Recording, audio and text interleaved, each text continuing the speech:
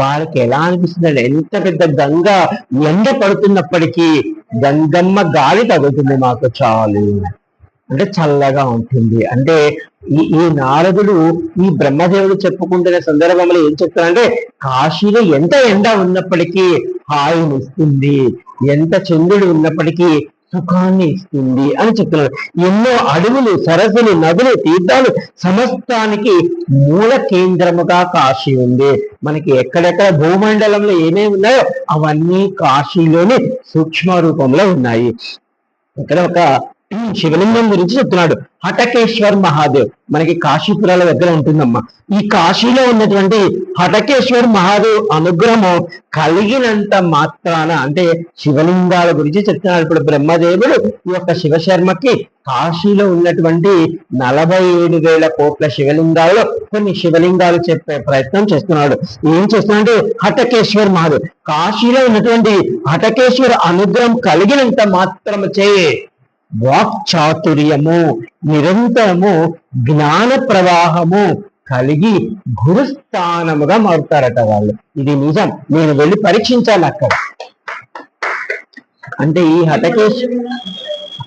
హటకేశ్వర్ మహాదేవ్ దగ్గరికి నేను వెతుక్కుంటూ వెళ్ళాను, నడుచుకుంటూ వెళ్ళి. అంటే ఈయన మనకి కాశీ ఖండంలో బ్రహ్మదేవుడు ఇలా చెప్పాడు. అంటే నిజంగా ఆ హటకేశ్వర్ మహాదేవుని అనుగ్రహం మనకి ఉన్నట్లయితే మనకి జ్ఞానము ప్రవాహంలా వచ్చేస్తుందట, మనకి వాక్చాతుర్యం వస్తుందంట. అంటే ఏమీ మాట్లాడేవాడు కూడా వాడు మాట్లాడేది ఒక వేదములాగా, ఒక మహా ప్రవచనం లాగా వినపడుతుంది. అంటే గురుస్థానం చూపిస్తుంది. మనం కూడా చూడండి, కాశీలో మనం తిరుగుతూ ఉంటాము, ఎక్కడెక్కడో కొంతమంది గబక్కని నిలబడుకొని వాళ్ళు ఏదో 4 మంచి మాటలు చెప్తుంటారు, వెళ్ళిపోయే వాళ్ళు కూడా ఆగి వింటూ ఉంటారు. అంటే ఇటువంటి యొక్క శక్తిని ఇచ్చేది ఎవరంటే ఈ హటకేశ్వర్ మహాదేవ్. ఈ హటకేశ్వర్ మహాదేవ్ అంటే దీని అర్థం ఏమిటంటే, ఎప్పుడు నీకు జ్ఞాన ప్రవాహం అవుతుందో అప్పుడు నువ్వు ఇహపర బంధముల నుండి విముక్తిని పొంది, జన్మముల నుండి విముక్తిని పొంది, భగవంతుడు తప్ప నాకు వేరొకరి వద్దు. 5,000 సార్లు తిరుమల తిరిగిన వాడిని ఇప్పుడు కనీసం తిరుమల వాళ్ళు పిలుస్తున్నాగా నేను పోవట్లేదు, విశ్వనాథుడు చాలుతున్నాడు. అంటే ఇది రావాలి భక్తి, విశ్వనాథుడిని మనం పట్టుకోవాలి, ఇలా రావాలి. అంటే అప్పుడు మీకు అది దొరుకుతుంది. హటకేశ్వర మహాదేవ్ అనుగ్రహంతో ఆనందకరమైన జీవితము, గొప్ప యోగము అనుభవించి స్థితి కలిగిన, సమస్త కోరికలు తీర్చగలిగినటువంటి గొప్ప మహిమాన్వితమైనటువంటి శివలింగము ఆ హటకేశ్వర మహాదేవ్. ఏమి గురుస్థానం పొందామనుకోండి, 10 మంది నమస్కారం పెడతారు, 10 మంది ఇప్పుడు మీరు ఇచ్చినట్టు మంచి పండ్లు ఇస్తారు, 10 మంది అన్ని సన్మానాలు చేస్తారు. కాబట్టి అంతకైనా ఆనందకరమైన జీవితం ఉంది. ఈశ్వర, ఇక నన్ను తీసుకొని పోతే ఇవి కూడా ఇస్తున్నావా, పైకి వచ్చున్నావు, ఇవి కూడా నీకే పుచ్చుకో అనేయాలి. ఇది అనమాట. మళ్ళా అక్కడ చెప్తున్నాడు పర్వతేశ్వర్ మహాదేవ్. మీకు ఈ పర్వతేశ్వర్ మహాదేవ్ మీరు సింధియా ఘాట్లో నుంచి పైకి ఎక్కారనుకోండి, పైకి ఎక్కిన తర్వాత మీ యొక్క కుడి చేతి పక్కనే ఉంటుంది. అంటే మీరు ఆత్మవీరేశ్వరు, మీ యొక్క బృహస్పతేశ్వర్ దగ్గర కూడా వెళ్ళనక్కర్లేదు, మీరు పైకి ఎక్కి ఈ పక్కనే ఉంటుంది. ఒక ఇనప తలుపు పెట్టి ఉంటుంది అక్కడ చాలా శివలింగాలు ఉంటాయి. కాశీలో సమస్త భూమండలమును కొండల రూపంలో ఉన్నటువంటి అనేక పర్వతాలకు ప్రతిగా అక్కడ పర్వతేశ్వర్ మహాదేవ్. అంటే మనం ఎందుకు పర్వతాల గురించి ఇక్కడ మాట్లాడంటే, మనం ఎన్నో జన్మల పాపాలు చేస్తుంటాం. అంటే మనము అసలు మనకి ఇంతకు ముందు అందరూ బయట పడుకునేవాళ్ళు. బయట పడుకోవడం వల్ల అర్థం ఏమిటంటే, మనం పడుకునే సమయం ఆకాశాన్ని చూస్తూ ఈశ్వరా ఈశ్వరా అనుకుంటూ ఆకాశాన్ని చూస్తాం. అంటే దీని అర్థం ఏమిటంటే, మన ఆత్మ, మన మనసు మనకి తెలియకుండానే పైకి ప్రయాణిస్తుంది. అంటే ఇప్పుడు మనం అలా ఎవరు చేస్తున్నారు? ఇప్పుడు అందరం మూసేసుకొని పడుకుంటున్నాం. కాబట్టి అలా పైకి ప్రయాణించేటప్పుడు ఏమవుతుందంటే, శరీరం కింద పడిపోతుంది, మనసు తేలికగా పైకి వెళ్ళిపోతుంది. అంటే ఇప్పుడు మనం పంచభూతాలలో మనము 4 కలిసిపోతున్నాము. ఎవరైనా చనిపోయారనుకోండి, తీసుకెళ్లి నీళ్ళల్లో కలిపేస్తున్నారు. మన అయోధ్యలో ఉన్నటువంటి గొప్ప, అయోధ్య కట్టడానికి గొప్ప అయినటువంటి ఆ యొక్క గురువు గారు చనిపోతే సరయూ నదిలో నిమజ్జనం చేశారు ఆయన్ని, అంటే జల నిమజ్జనం చేశారు. అలాగే మనం చనిపోతే భూమిలో పాతి పెడతాం, అంటే భూమిలో పెడుతున్నాం. మళ్ళీ అది అగ్నికి చేస్తున్నాం. ఇప్పుడు వాయువుగా చేయడము అంటే ఎక్కడో అని క్షమించాలి, దిక్కు లేకుండా ఎక్కడైనా శవం చనిపోయింది అనుకోండి, దాన్ని ఎవరు తీయట్లేదు అనుకోండి, మనం చూస్తుంటా కుక్కలు కాయి అంటే అవి గాలిలో కలిసిపోతూ ఉంటాయి. కానీ ఆకాశములో వెళ్ళగలిగే ఆత్మ ఏదైతే ఉందో అది పరమాత్మ. మీరు చెప్పండి, ఇప్పటికి వరకు మనం ఎన్నో చూసింటాం.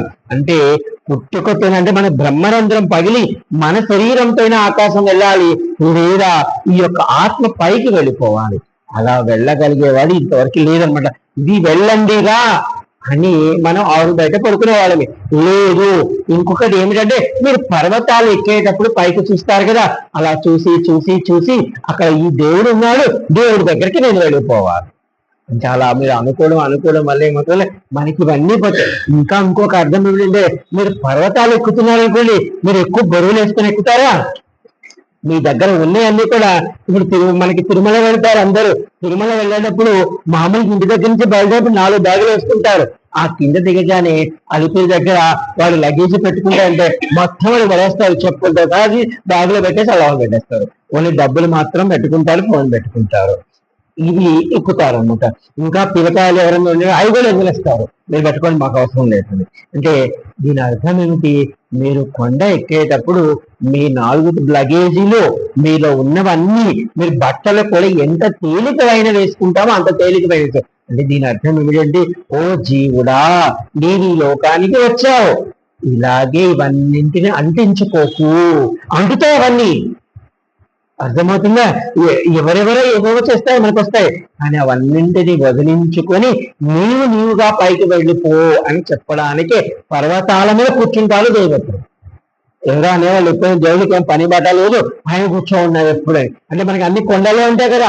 ఇందులో ఉన్నటువంటి మూల అర్థం ఏమిటంటే, మనము ఎక్కేటప్పుడు మనం ఎంత లగేజీని తగ్గించుకుంటామో అలాగే నీవు జీవించి ఉన్నప్పుడు ఎవరిని ఏమనకు, ఎవరి దగ్గర ఏది పుచ్చుకోకు. ఎంత తక్కువ నీవు పుణ్యము తప్ప మిగతావి పుచ్చుకోకుండా ఉన్నావనుకో భగవంతుడి వైపు వెళ్తావు, లేదా జన్మకాలంలో చిక్కుకుంటావు. అంటే చెప్తున్నాడు, వాటికి ప్రత్యేకగా ఉన్నటువంటి పర్వతేశ్వర మహాదేవుని దర్శించినంత మాత్రాన అనేక లాభాలు కలుగుతాయి. అంటే ఏమిటంటున్నా అంటే, శరీరంతో చేసిన అనేక పాపాలు పోతాయి. ఎందుకంటే మనం కొండ ఎక్కాలనుకోండి, మన శరీరం ఆరోగ్యము బాగా ఉన్నట్లయితేనే ఎక్కగలము, లేకపోతే ఎక్కలేము. అంటే దాని అర్థం ఏమిటంటే మరో జన్మ ఉందని అర్థం. నన్ను క్షమించాలి, నేను పంచక్రోశ యాత్రకి ఒకసారి వెళ్ళినప్పుడు పాపం ఒక భార్యాభర్త ఇద్దరు వచ్చారు, బ్రాహ్మణులు. ఆయన కాళ్ళు మరీ అసలు నడవలేకున్నాడు, ఆటోలో కూర్చున్నాడు. ఆయనతో పాటు ముగ్గురం వెళ్ళాము, కానీ ఆయన ఎక్కడ దిగి నడవలేదు. ఆయన నాకు చాలా బాధ అనిపించింది. నేను ఈశ్వరుని ఒక్క నిమిషం ప్రార్థించాను, ఈశ్వర ఈయన తిరగట్లేదు, పాపం పంచక్రోశ యాత్రకు వచ్చాడు, ఏమిటి అంటే నాకు ఈశ్వరుడు ఒక స్మరణ ఇచ్చాడు, నా మేధస్సుకు ఒక ఆలోచన ఇచ్చాడు. ఏమి లేదు చంద్రశేఖర్, ఈయన ఈ పంచక్రోశలోనే పుడతాడు వచ్చే జన్మలో. ఈ పంచక్రోశాలను పెట్టి వాడికి తెలియకుండానే తిరుగుతూ ఉంటాడు. ఇప్పుడు చూడండి, మీరు పంచక్రోశ యాత్రకి వెళ్ళినప్పుడు మనం అక్కడికి వెళ్తే ఎంతో మంది పిల్లలు చెడ్డి కూడా సక్కరంగా ఉండదు వాళ్ళకి, అర్థమైందా? వాళ్ళు మన దగ్గరికి వాళ్ళు ఇది పంచక్రోశ యాత్ర అని దీనిలో ఇదని వాళ్ళకి తెలియదు. అంటే చూడండి, ఈశ్వరుడు అక్కడ జన్మ ఇచ్చాడు. అంటే దీని అర్థం ఏమిటంటే ఏదో కారణానికి అక్కడ ఆపాడు దాన్ని, మనకి తెలియదు. మనం ఇందాక చెప్పుకున్నాం, ప్రళయాలు కనురెప్పటితో పాటి ఇక మన జీవితం ఎంత ఇది అనమాట. అంటే ఇక్కడ చెప్తున్నాడు, ఓ బ్రాహ్మణోత్తమ, కాశీలో నిరంతరము పుణ్యాత్ములైన వారు అన్ని సుఖాలను అనుభవిస్తూ ఆనందవనంలో స్వేచ్ఛగా తిరుగుతూ జింక వలె నిత్య యవ్వనముగా జీవిస్తూ ఈశ్వరునికి ఆయుధంగా మారుతారట. అంటే చూడండి, కాశీలో నిజంగా ఈశ్వరుని నమ్మి ఎవరైతే ఉంటారో వాళ్ళట నిత్య యవ్వనంగా ఆనందాన్ని అనుభవిస్తూ ఈశ్వరుడికి జింక, అంటే ఈశ్వరుడు జింకను పట్టుకొని ఉంటాడు, ఒక ఆయుధము జింక 2 కాళ్ళు వెనక 2 కాళ్ళు పట్టుకొని ఉంటాడు ఆయన. అంటే దీని అర్థం ఏమిటంటే చాలా ఉన్నాయి. ఓ ఈశ్వరా, నా మనసు జింక లాంటిది, అంటే జింక ఎదుగుతూ ఉంటుంది చింగ్ చింగ్ చింగ్ అని, అంటే అలాంటిది. కాబట్టి నేను నీ పాద పద్మాల వందు ఇక్కడ ఇచ్చానంటే నిజంగా మనం కాశీ వచ్చింది నిజమైతే, కాశీ వచ్చినప్పుడే మీరు ఒక సంకల్పం చేసుకోవాలి, విశ్వనాథ ఎన్ని కోట్ల జన్మలెత్తి నేను ఇక్కడికి వచ్చానో నిన్ను తెలుసుకోవడమే గొప్ప ఆనందం, కాబట్టి ఇక్కడి నుంచి నేను వెళ్ళకూడదు, నా మనసుని ఏం చేస్తావో నాకు తెలియదు, ఇది నీ పాద పద్మాల యందు వదిలేస్తున్నాను, కాబట్టి దీన్ని పట్టుకుంటావో వదులుకుంటావో ఇది నీ కర్మ, నా కర్మ కాదు. భగవంతుని అలా ఇవ్వచ్చు. అందుకనే కదా అలా మనం చేసినప్పుడు ఈశ్వరుడు వీడు నిజంగా నా యందు భక్తితో ఉన్నాడు, నా యందు ఆర్తితో ఉన్నాడు, కాబట్టి రక్షించాల్సిన బాధ్యత నాది అనుకుని అట్లా ఎవరెవరైతే చెప్తూ ఉంటారో వాళ్ళ మనసులన్నీ జింక రూపంలో పెట్టుకుంటారు. ఇది అనమాట. మనకి చూడండి, శ్మశానంలో ఉంటాడు. ఎందుకు ఉంటాడంటే శ్మశానంలో ఉన్న ఆత్మలకి ఎన్నో కోరికలు తీరవు, వాటికి ఆ కోరికలు తీరగా ఏదో చచ్చిపోయి ఉంటాయి. అవి ఎక్కడ మళ్ళా ఊరి మీద పడి ఊరిని పాడు చేస్తాయేమో అని అక్కడ రాత్రి పూట ఉండి వాటికి దంతకాలు మంటకాలు లాగా కూర్చొని వాటిని భ్రమతలో చేస్తూ ఉంటారు. అంటే చూడండి, ఈశ్వరుడు ఎన్ని చేస్తున్నాడు. ఇలా చెప్తాడు, కొన్ని కోట్ల కాలాలు ఆనందవనంలో శాశ్వతంగా ఉండవచ్చు. అంటే కొన్ని కోట్ల ఇక్కడ మనం ఉండవచ్చు. అంటే ఒక భూమిపై ఉన్న ఒక వారణాసి క్షేత్రమే మహాపుణ్యమైనది, మరి అన్నీ తక్కువే చెప్తారు. వారణాసి క్షేత్రంలో నిరంతరము సత్యమే మాట్లాడుతారు, నిరంతరము సంసారముపై, పుత్రులపై, ఇహభోగములపై పెద్దగా వ్యామోహము ఉండదు. నేను మీకు చెప్పాను, కొంతమంది ఇక్కడ పుట్టిన వాళ్ళు అలాగే ఉంటారు, ఉండదు. వారు వారణాసి యొక్క అమృతత్వాన్ని అనుభవిస్తూ ఉంటారు. నేను కొంతమందిని చూశాను అలాగా. అంటే నిజంగా మా పిల్లలు పాడైపోయారనో, లేకపోతే మా పిల్లలు గొప్పగా సెటిల్ అవ్వలేదనో, లేకపోతే వాళ్ళు అలా ఉన్నారని అవన్నీ పట్టించుకోరు. ఒకటి రెండు సార్లు చెప్తారు, ఆ ఈశ్వరు వాళ్ళ బుద్ధి అలా పెట్టాడు అంతే. మనమైతే మన పక్క అయ్యో అయ్యోలో గుండెలు బాదుకుంటాం. ఇక్కడ కొంతమందిని నేను చూశాను, ఈశ్వరుడు వరకు అలా ఇచ్చాడు వదిలేదు. వారణాసి క్షేత్రంలో సంతృప్తికర జీవితాన్ని గడుపుతూ ఎక్కువగా ఇతరులకు సహాయం చేస్తూ తన సంపాదన ఆధ్యాత్మికంగా ఉన్నతికి ఖర్చు పెడుతూ ఎవరు ఉంటారో వారికి కాశీ మహా ఆనందాన్ని ఇస్తుందట. అంటే కాశీ ఇస్తుందంటే మనం నిజంగా ఈశ్వరుడి హృదయాన్ని పుచ్చుకున్నాం అనుకోండి, ఇక 33 కోట్ల దేవతలు అయ్యో వాడు చంద్రశేఖరు ఈ విశ్వనాథుని పట్టుకొని ఉన్నాడు, వాడి జోలికి మనం వెళ్ళాలంటే కష్టం ఇంకా అనుకుంటారు. ఇక్కడ ఇంకొక శివలింగం గురించి బ్రహ్మదేవుడు చెప్తున్నాడు, సముద్రేశ్వర్ మహాదేవ్. అంటే చూడండి, ఇందాక పర్వతాలు చెప్పాడు, సముద్రం.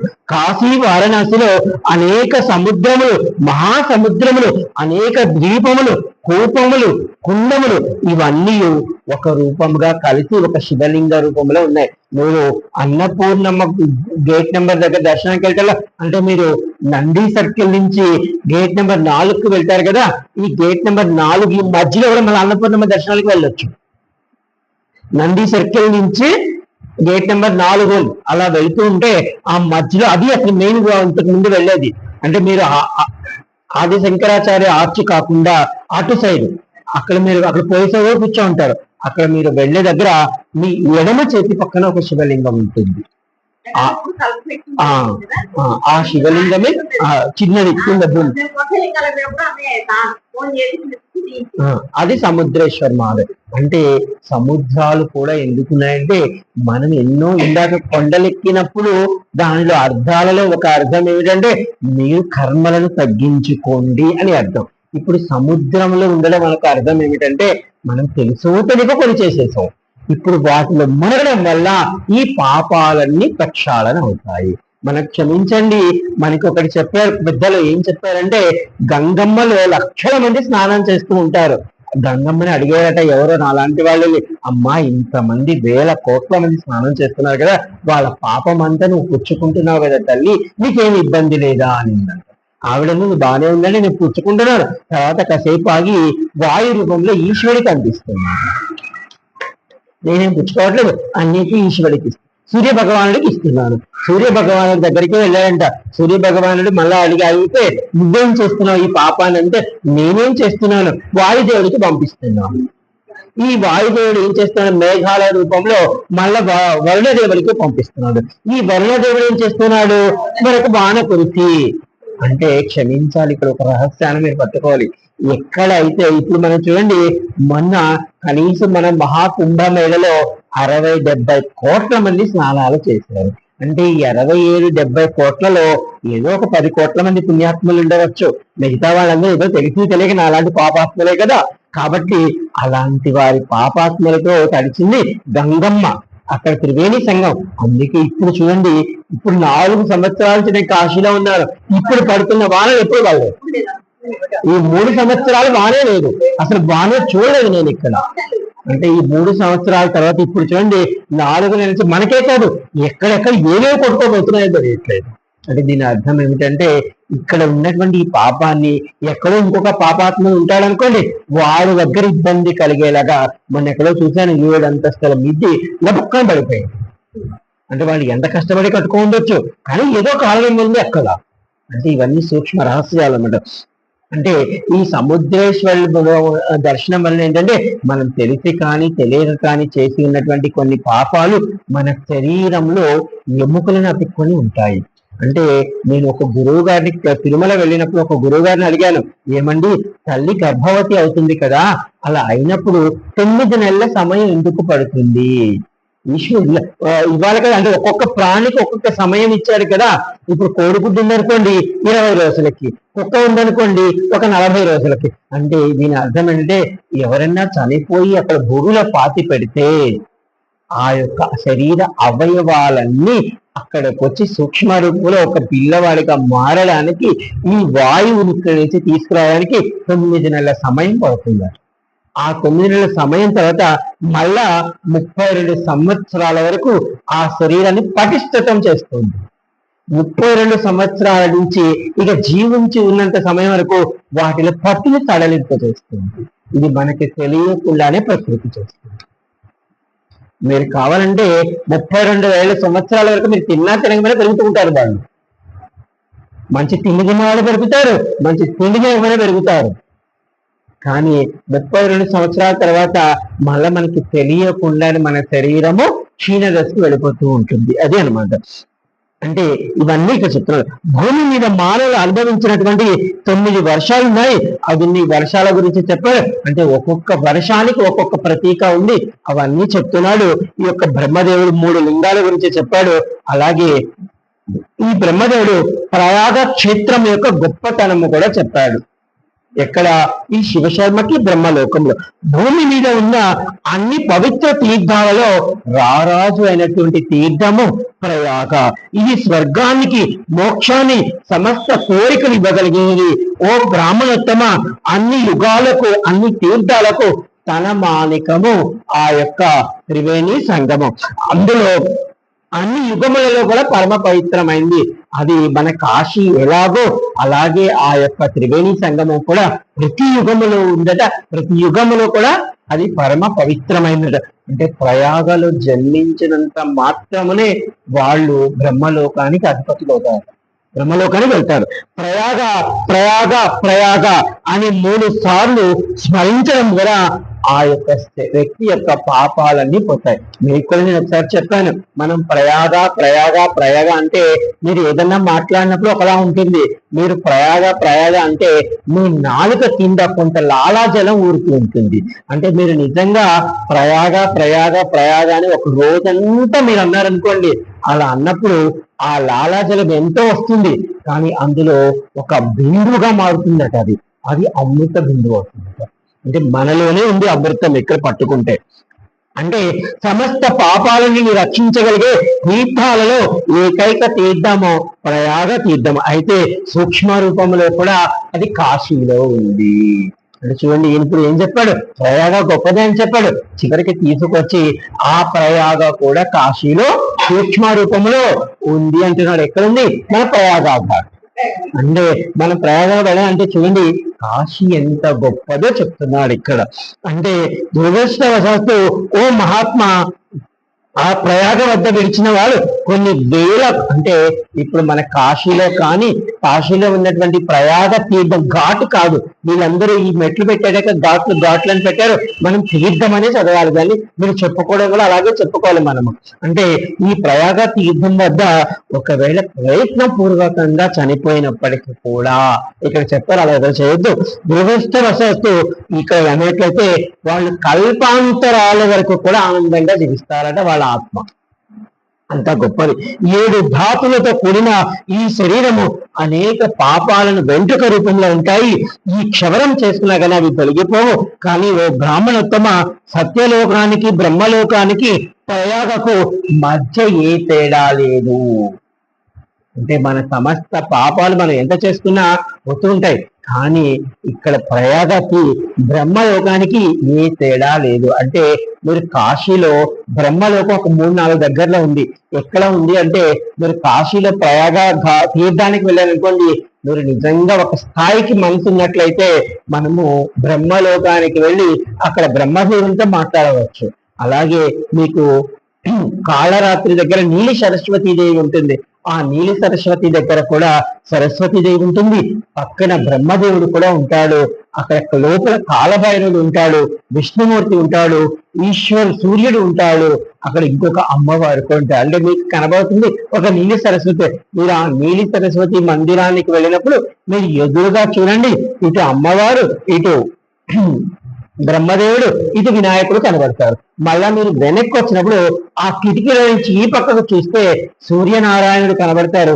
మళ్ళా ఇటు వచ్చారనుకోండి, ఈ కిటికీలో నుంచి చూస్తే మహాకాలభైరవుడు కనబడతాడు అక్కడ. అంటే అంత లోకానికి ప్రతీక అది. ఇంతటి గొప్పతనం కలిగిన ఈ యొక్క ప్రయాగ కాశీలో సూక్ష్మ రూపంలో ఉంది అంటున్నాడు. ఓ బ్రాహ్మణోత్తమ, సమస్తానికి